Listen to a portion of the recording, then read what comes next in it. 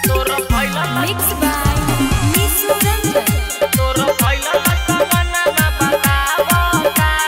Music by Amit Tiwari.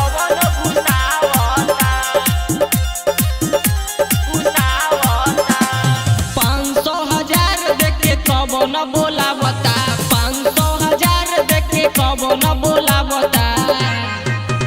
तोर फैलल समानमा बतावता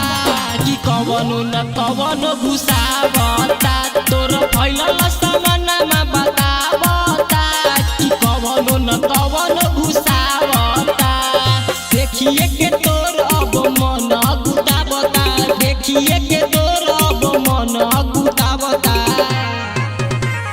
फैलल समानमा बतावता कि कवनो न कवनो घुसावता तोर फैलल समानमा बतावता कि कवनो न कवनो घुसावता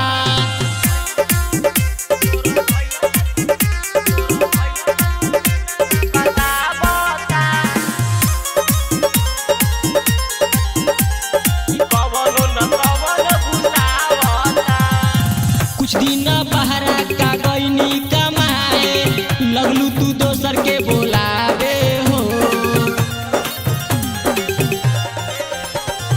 ऊपर से नीचे ले बाडाई इमेज हो तेलू गिराई तू हमर इमेज हो दोनों फूलनवा के खूबे दबावता दोनों फूलनवा के खूबे दबावता तोर फैलल समानमा बतावता कि कवनो न कवनो घुसावता तोर फैलल समानमा बतावता कि कवनो न कवनो घुसावता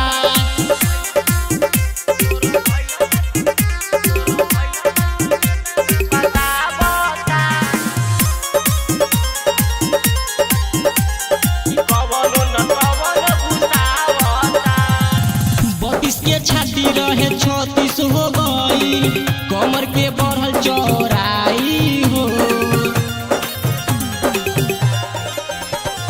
निशु लगे चालू कैले बा इंजन पूरा उ सिस्टम के कैले बा इंजन शुभम सफरियो लगे माल साधावता शुभम छोटुओ लगे माल साधावता तोर फैलल समानमा बतावता कि कवनो न कवनो घुसावता